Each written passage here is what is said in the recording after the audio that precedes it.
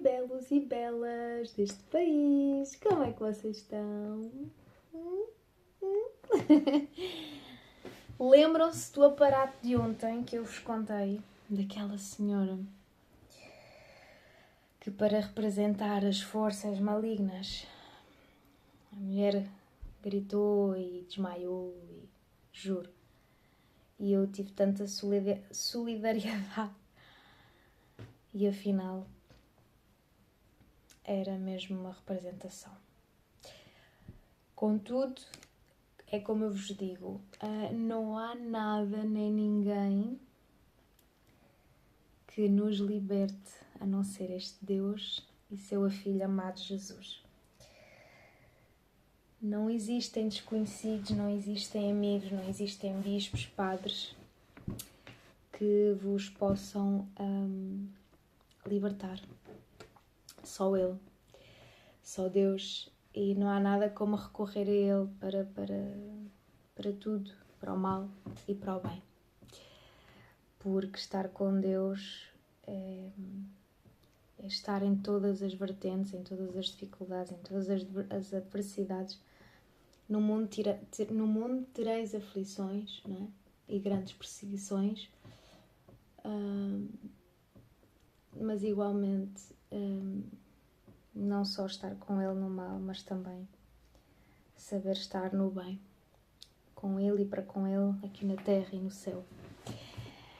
Mas a história de ontem realmente fez-me lembrar tantas outras, não é? E dizer-vos que uma vez este amor da minha parte era visível e houveram duas pessoas, dois responsáveis, marido e mulher, donos lá da igreja, que viram esse amor em mim, viram essa predisposição em mim, essa responsabilidade, esse querer, essa ajuda, e deram-me, portanto, as chaves da igreja para a mão durante 21 dias, porque tínhamos combinado fazer, não é? Esta igreja tinha tido a iniciativa de fazer 21 dias de oração, 21 dias de propósito, até qualquer hora, meia-noite, portanto, desde manhã até à meia-noite. Acontece que eu fiquei com as chaves, porque igualmente me ofereci para fazer as limpezas da mesma, das salas, das casas de banho, do espaço todo em si. E a verdade é que ninguém apareceu durante estes 21 dias. Eu fui a única.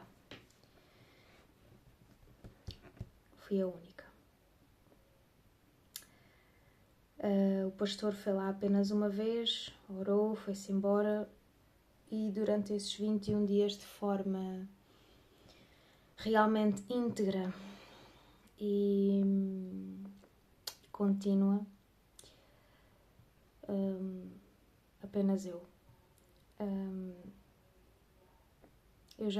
Houve um dia que eu já estava até a limpar o espaço e apareceu lá uma irmã, mas apareceu lá e disse: irmã, está aqui e tal, não sei o quê. Deixa cá que eu ajudo e tal. Fez lá, pronto, aquilo também já estava bastante orientado, e depois ela finalizou, estava a finalizar, mas a finalizar de uma maneira em que eu nem sequer lá tinha ido ainda tirar o pior, digamos. Ela basicamente saltou um passo, digamos, da limpeza. Estava a querer fazer tudo ao despacho e tudo de uma maneira assim, às 3 pancadas, como se costuma dizer, não é? E lembro-me perfeitamente dela ter-se virado para mim e ter dito assim: tá bom, irmã, tá bom, deixa para lá, tá bom, não precisa não e tal. a dizer que não era preciso demorar tanto tempo e fazer as coisas bem feitas. E eu virei-me para ela e disse-lhe assim: não, irmã, se nós já fazemos isto, não é? Na nossa casa, e se já somos assim no emprego, onde quer que seja, quanto mais na casa do Senhor, quanto mais para Deus, não é? E na igreja, na casa do Senhor, porque naquela altura, não é? Hoje percebo que não é a casa do Senhor. A casa do Senhor é onde todos nós... a casa do Senhor é onde Ele habita, em cada um de nós. Se eu reconhecer alguém que tem verdadeiramente Deus, direi que essa é a casa do Senhor.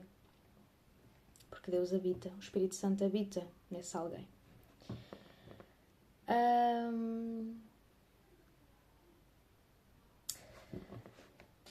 Esta foi a mesma irmã que mais me esqueço. Aliás, eu não me esqueço de ninguém em toda a minha vida, daquilo que me fizeram e de quem passou por mim. E o que disseram, e o que fizeram e tantas outras coisas. E esta foi a mesma irmã, como eu estava a dizer, que tinha dito no outro dia que, ai não, eu não julgo ninguém. Ela estava dentro da igreja e a dizer isto. Não, irmã, eu não julgo ninguém. Dias antes tinha julgado a forma de existir de algumas pessoas. Portanto... Bom, enfim, ninguém apareceu. E eu virei para ela e disse: irmã, deste hipocrisia, eu disse mesmo. Como é que não julga, irmã? Você julga nem que seja em pensamento, todos nós. E tal, e coisa. Não tenho paciência. Estas conversas e para estas desculpas, porque eu acho que é melhor, 500 vezes melhor, 1000 vezes melhor, milhentas vezes melhor dizer a verdade. Não é? Olhem, sim, pequei. Sim, fiz, disse, pensei. Sim, é verdade. E depois, peço desculpa, ou o que seja. É preferível, não é? Sermos sinceros. É isso que Deus pede de nós. Não vale a pena ir para a igreja, armar-se em santinho, dizer que não faz, que não diz. Bem, enfim.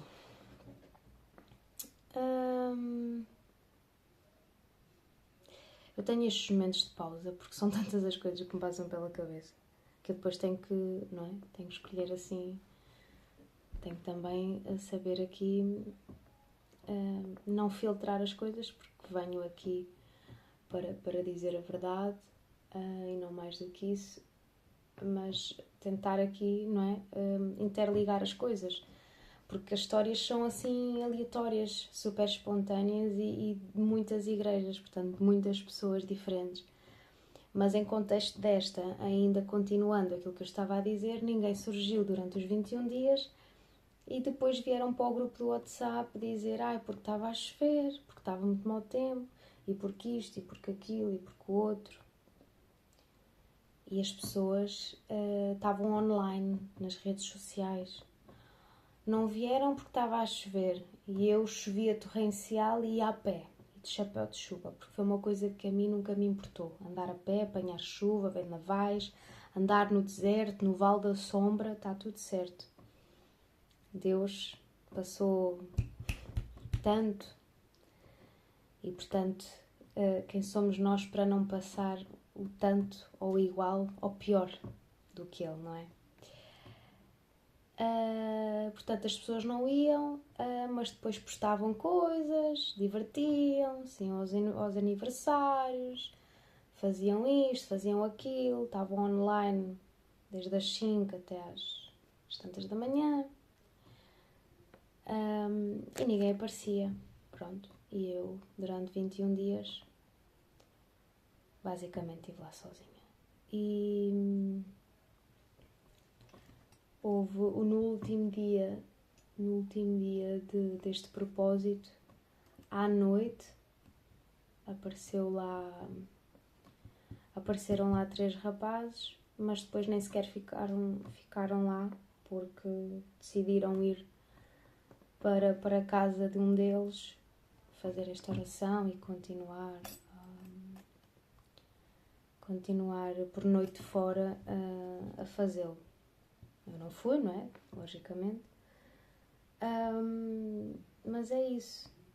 Ou seja, era suposto ser uma coisa assim, não é? De um grupo grande, onde as pessoas podiam não ir nos mesmos horários, mas terem aquele interesse, porque durante aqueles 21 dias ninguém enviou mensagem no WhatsApp, como também ninguém compareceu na igreja, ou seja, nem sequer tiveram aquela vontade, aquela iniciativa de dizer olá, boa tarde, está aqui alguém na igreja, ou a que horas vai abrir, a que horas posso ir, estou aqui à porta, o que seja, não é? Ninguém o fez. E pronto. Ainda dentro desta igreja, a mulher do pastor e uma rapariga, elas as duas cantavam, e como elas sabiam que eu cantava e eu tinha por hábito ficar na primeira fila, vocês sabem o que é que elas faziam? Elas, como sabiam que eu cantava, elas alteravam o timbre, alteravam a própria melodia, faziam aquelas variações com a voz, modificavam a canção, gritavam ao micro para se fazerem ouvir, ou seja, para que a minha voz não, de alguma maneira, não se enaltecesse, não é? Não se fizesse sentir na igreja.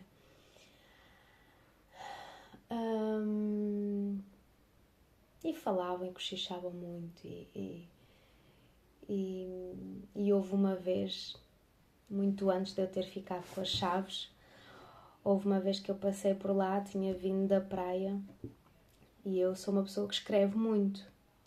Escrevo. E tenho sempre muitos post-its, e ando sempre com canetas e livros e caderno. E uma vez, como eu estava lá a passar, eu dizia sempre obrigada, Pai, e falava e agradecia, não sei o quê, à igreja e tal. E decidi uma vez deixar um post-it debaixo lá da porta, com uma mensagem para Deus, a agradecer a Jesus.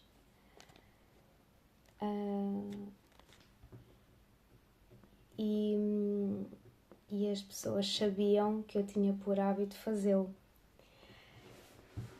Assim como eu também tinha por hábito de escrever e colocar